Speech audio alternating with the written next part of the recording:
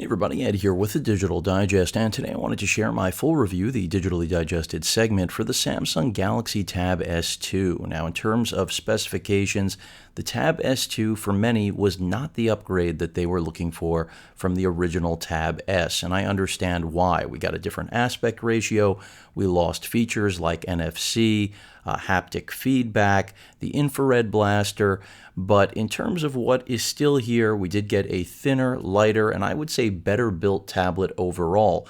So in terms of which is right for you, the first gen Tab S or this one, really comes down to form factor and whether or not you care about those missing features.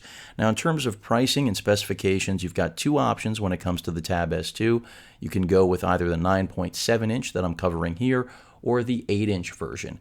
Now, the reason I'm not including the 8-inch version in my full review, even though I did cover both of them and used both of them for the last month, is that the 8-inch version recently bricked on me on one of Samsung's updates. So I can't really show you anything other than a boot looping screen, which I'll bust out right now just so you see exactly what I'm talking about. Here it is over to the side. And it just will continuously boot loop. Now, this is not a foreign thing. I've seen this happen before with other devices. Essentially, I got a lemon, folks. This isn't proof that Samsung made some sort of inferior product, but it definitely is something that you could find with any manufacturer, and unfortunately, my luck, because here I am trying to review it for all of you. But I can tell you that the experience here is pretty much the same as what I'm about to detail with the 9.7-inch version. So in terms of specifications and pricing, as I mentioned before, you're looking at $499 for the 9.7-inch 4:3 aspect ratio. That's the new aspect ratio that the Tab S line transitioned to, really in order to accommodate at least what Samsung believes the market, all of you watching this video, are more interested in using. And they also did that with the 8-inch version as well. Both are incredibly thin and light, and as I mentioned, they revamped the build quality.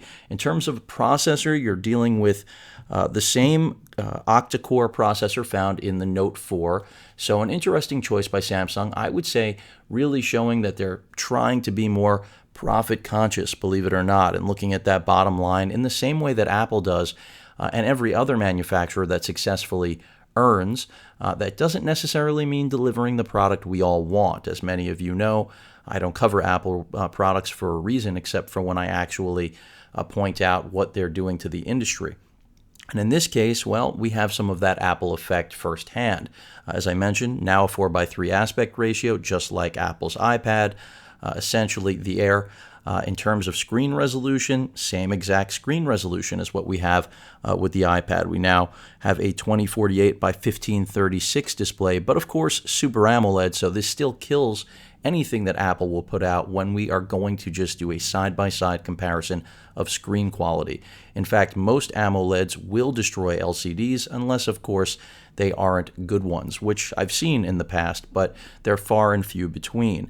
Beyond the octa-core processor, again, the same one in the Note 4, you've got 3 gigs of RAM, an 8-megapixel camera on the back, a 2.1-megapixel camera on the front, and 32 gigs of internal storage complemented by a micro SD card slot. Now, part of what I'm not a big fan of with this tablet, and I'm just getting these things out of the way in advance, are these changes. Like I said, much of the likeness that most people think of when they look at this tablet is that it looks exactly like an iPad, and that's because, yes, now we do have the same aspect ratio, display size, and much of the same look in terms of the bezel. Of course, the iPad does not have Android buttons. It doesn't run Lollipop, and that already is an advantage, in my opinion, for the Galaxy Tab S2, but that's really where it begins and ends, because comparing this to the original Tab S, you certainly got a lot more for your money. You didn't get this build quality. It wasn't as thin and as light as this tablet,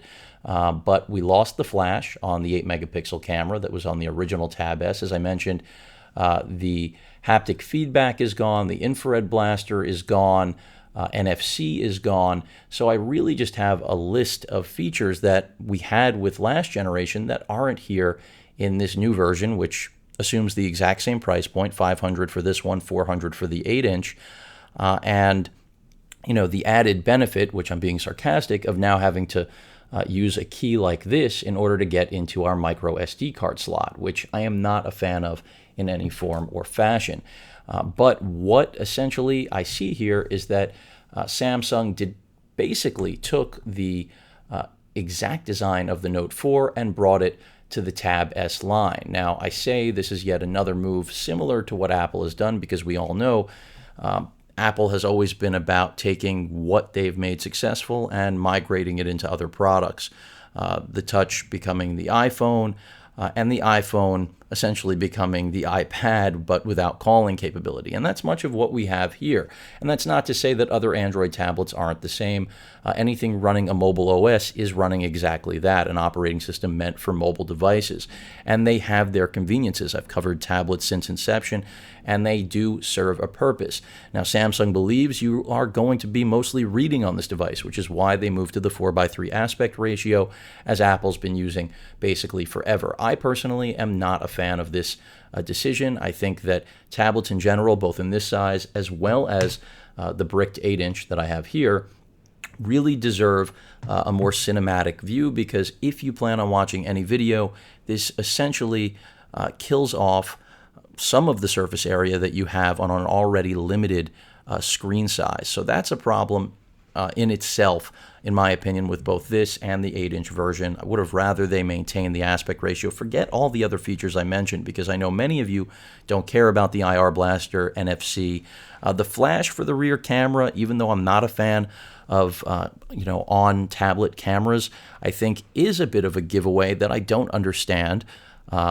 Even though they did make the 8-megapixel rear shooter faster, it has a faster aperture, which means it can do better in low light. Giving up the flash doesn't make sense just from, I would say, a convenience standpoint. If you use the flashlight app, for example, that's gone. In terms of onboard software, this is a Galaxy device, so you are living in a Galaxy world. So if you are comfortable with what you traditionally get from your Samsung phone, then you're going to be comfortable with what you're getting here. Even though it's not a stock Android experience, it's still a very good one. When it comes to browsing the web, you're not going to be disappointed with performance. It does exactly what it should. And again, the display is better than any tablet on the market, I would say, other than the previous generation Tab S. So that basically is its calling card. And unlike the iPad, that is something that does make this a superior device, even though now we're working with the same resolution, form factor in many ways. Many people will feel that this is a clone of the iPad, and I understand why. I mean, the speakers are even now on the bottom of the device. You can see right there with the charging port. And I have to say, speaker performance is generally weak. It's definitely a step backwards. The headphone and microphone combo jack right there to the left of the charging port. We don't have quick charging, which is something I wish we had, just like I wish we had wireless charging. These are the type of things that, in my opinion, Samsung was known for in the past in terms of pushing the envelope and really doing things that Apple wasn't doing. And somehow, this is the first case, really, in my time reviewing Samsung tablets where we did consciously not only take a step in a different direction, but as I've mentioned, a step back. Now, that doesn't mean this isn't going to be great for some consumers. I think a lot of you are still going to love this tablet, as well as my bricked 8-inch version, because in terms of portability and functionality, they are tough to beat. I mean, when you compare them to Apple, I think these are both better products. That is not in question whatsoever. But when it comes to other Android tablets, then things become questionable. I mean, yes, the Android tablet market has definitely thinned out considerably. There's no question about that at all. But when it comes to what you can do with a tablet like this, I think that Sammy still has a great product here. It's just not one I personally would purchase or lean on. Then again, even though I've been reviewing tablets for years, I find myself, as many of you already saw with the comparison to this to the Surface 3, basically letting all of you know that if you're thinking about this or the Surface 3 is the best tablet money can buy. And that's because it's more than just a tablet. It can double as a computer since it does run a full version of Windows 10. And that is a key difference. Some people do not want Windows. I understand where you're coming from. And if you do want just a mobile light OS that's giving you quick access, less touches to get to the info you want, whether we're talking about email, maps, whatever it may be, then this still has a place. And when it comes to reading, this is very lightweight. We can't really compare the weight of a tablet like this to even its previous generation because they did shrink the screen size, make it thinner, but they did add aluminum, which does give it a very nice quality build feel, but makes it just about as heavy as its predecessor. Now, the back finish is plastic, and it's matte. You can see it does pick up fingerprints, but I do really like this. I mean, if there was one area that I had to give Samsung credit, it was that copying the Note 4 in terms of fit and finish was a good choice. Would I have gone as far as to copy its exact internals? Absolutely not, because, again, that reminds me of Apple trying to basically use spare parts. And I'm not saying that's exactly what Samsung has done here, but in many ways they have. I mean, clearly changing the aspect ratio and resolution of their display does not speak to using spare parts. It speaks to the complete opposite. And that's why I think that Samsung was trying to get a blend of both things, react to what they think the market wants, as well as keep costs in line. So I think they probably accomplished that, but I don't know if this tablet really deserves to be at the top of their line. In fact, I expect better things, and hopefully we're going to see a top-of-the-line Note that will be above the Tab S2 here, because right now this leaves me wanting for more, or really leaves me wondering why I would need this. Now, Samsung is convinced that both of these tablets aren't really going to leave the house. Maybe that has to do with marketing. Of course, that's what I would imagine. And just to put these side by side so you can see them side by side, there's the boot looping 8-inch versus the 9.7. And in terms of performance, again, identical. I think the 8-inch is actually the more impressive, even though mine is malfunctioning, because it really is a go-anywhere device. But as I mentioned, again, Sammy believes these aren't going anywhere. So battery life on both of them has taken a hit, yet another step backwards from the first-gen Tab S. You're looking at roughly 6 to 7 hours of battery life on these tablets, which is baffling. It's because the battery got smaller, folks, and that's because the actual chassis got smaller. I mean, when you make a tablet thinner, lighter, you have to cut a corner somewhere, and in Samsung's case, it was the battery. Yet another cost-cutting measure, possibly, but the reality for us as consumers is that you simply aren't going to get as much battery life. So between the lack of quick charge, the lack of battery life, I can't really praise this tablet beyond its display. I told you the speakers moving to the same location that you'll find them on an iPad, not a choice I like. I mean, it generally makes for a poorer experience with audio, especially if you do hold the tablet in landscape. And I think Samsung has misread the market in terms of how many people do really use tablets in landscape. Of course, when reading, you're going to stay in portrait mode, which is why they shifted to 4:3, but I think there are enough dedicated tablets and e-readers out there that Samsung didn't have to worry about pleasing every e-reader customer, because most e-reader customers aren't purchasing premium tablets unless they're Apple fans. That seems to be one of the differentiating I would say, factors between the Android and Apple scene when it comes to buying a premium tablet. Most Apple users think their iPad can do everything and will spend $500 to get an e-reader, even though that should be commanding far much more prowess than just a bona fide e-reader. So I don't like this trap that Sammy seems to have fallen into. And if it's because of the public and you're buying habits out there, all of you, well, then shame on you too. But I really think that Samsung had it in their possession, their own capability, to make the Tab S2 exactly what they wanted. So I can't really fault anyone except Samsung here. So this isn't a bad tablet by any means, nor is the 8-inch counterpart. I think that when you compare them directly to the iPad, they're both superior, even though they come up short with regard to battery life. That's one area where the iPad does actually outperform them, but that's because Apple's operating system simply does less in just about every regard when compared to Android, Apple to Apple. Not to be cute. So it's something where comparing this to other Android tablets, again, the screen is the killer, I would say, feature on both this and the 8-inch Tab S2, much like it was on the original Tab S. But between the things that have been cut out and the things that really I just don't like the direction change with the display, I can't really pay this any more compliments than I already have, which is that it's got a great display and its form factor is unrivaled except by the iPad, which of course doesn't have a display like this. it's stuck in 2012 with its display, or even 2010, because I don't care how far a company pushes resolution if my eye can't discern the difference. Sharpness is important, but a Super AMOLED is instantly recognizable when next to an LCD. And again, I like that they borrowed features from the Note 4. The Note 4, still, in my opinion, one of the best handsets on the market. Most brand new phones are basically in the same realm when it comes to specifications as the Note 4, or they've lost some. So the Note 4 still has its place, and I guess Samsung was betting that the Tab S2 would still have its place too. After all, Apple continues to rehash products without any real innovation and gets away with it. So if that's an industry leader and that's where the bar is set, I can understand Samsung's mentality in cranking out the S2 and hoping that this would be just another refresh, incremental as it gets, I should say. So the S2 right now in 2015, as we close out the year, definitely one of the best premium tablets out there, but that's because how many are there anymore? I mean, outside of the iPad, and of course Dell has a competing product, which I haven't reviewed, but that's because, quite frankly, if you want a tablet, get a Surface 3, in my opinion. And that's not me being a fanboy for Microsoft. It's just a matter of what are you going to get for your money. The side sync app here, where it allows you to control your phone remotely, is a nice thing. But beyond that, all of the extra software here is pretty much irrelevant if you're going to compare this to the Surface 3, as I already have.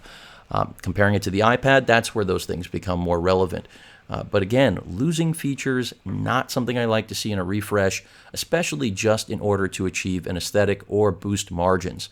So while anyone who follows my channel knows that I've been a fan of Samsung for a long time, and I think that they've helped change the landscape, as has Apple, by the way. Even though I'm not an Apple fan, facts are facts. Samsung in this generation simply has come up short for me personally. So I think that you need to see this in store. I think a lot of people won't be put off by the elements that disturb me, like having to use a key to get to the micro SD card slot, or the speakers being at the bottom of the tablet, or the fact that it doesn't have quick charging like many other devices out there. However, those of you that will be pleased are really only after one thing, which is a competing product, I think, with the iPad, and that's exactly what the Tab S2 represents. Rather than it being the best of what Samsung could have delivered to us in tablet form, it's really more about just showing that they could make something just like the iPad, except better, and then falling short with battery life is just counterintuitive to the mission that they set out to accomplish. And the excuse of tablets being, based on marketing research, far more at-home devices than they used to be, I'm not sure if that is correct. For me personally, it is. But even still, that doesn't change the fact that most consumers aren't going to be happy that you've taken away battery life unless you've lowered cost or added more features, which hasn't happened in this generation in either form. But again, I'm more partial between these two with the 8-inch, simply because I think its form factor is killer. If you were going to pick one, thinner and lighter, this is definitely it. Then again, it does come close in screen size to something like most smartphones out there. That's what most people are going to be saying. You know, they're really close, 5.7 inches, 8 inches. But the reality is, when you're using something like a tablet, it's clear that even though the numbers may be close, the experience is not. And this form factor, if you really are sold on the 4:3 aspect ratio and the e-reading element, is definitely going to be much more palm-friendly, more comfortable to use over a prolonged period, something that the 9.7-inch version still is, because it is really light for its form, but still can't achieve what the 8 does. I do think they're incredibly close in screen size, which isn't necessarily a great thing. I preferred the 8.4 to 10.5, but I think you all know that already. If I was able to give the S2 a pass, I would, but as many of you know who follow my channel, I am always interested in giving you the truth and the reality of the product before you. So the Tab S2, when compared to the iPad, definitely competent, and in my opinion, a very good alternative, if not a better one outside of battery life. But when I look back at what Android tablets were always about, this seems like a form of regression. So the Tab S2 will please many because of its aesthetic, build quality, and incredible display. By the way, the cameras are better than most as well that you'll find on tablets and some smartphones. But they aren't going to set a new standard. And of course, the loss of that flash can't help that rear 8 megapixel, even with the increased, the faster glass that it has. And I can't even believe I'm saying that about a tablet camera, but it's the truth. So if you're looking for best in breed, and that best in breed is basically an Android version of the iPad when it comes to aesthetics with a much better display and less battery life, you're going to get that exact package here with the Tab S2, both in the 9.7 and 8-inch version. In fact, Samsung taking on the Mini as well as the Air as directly as physically possible. And still, of course, you do have the advantage of micro SD card storage expansion, which I think is really big, considering that both of these devices, the 8 and the 9.7, are fixed at 32 gigs of internal storage.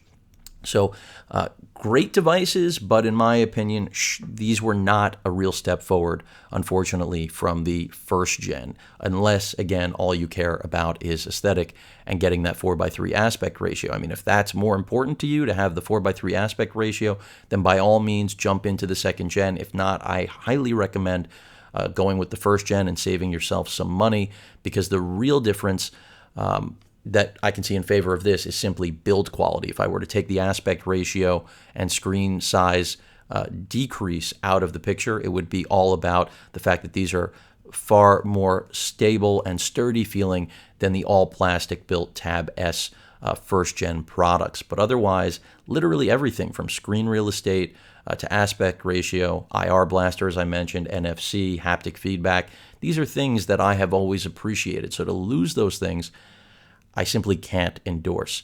If you have any questions or comments, please feel free to post them. And of course, as usual, please feel free to subscribe. Later.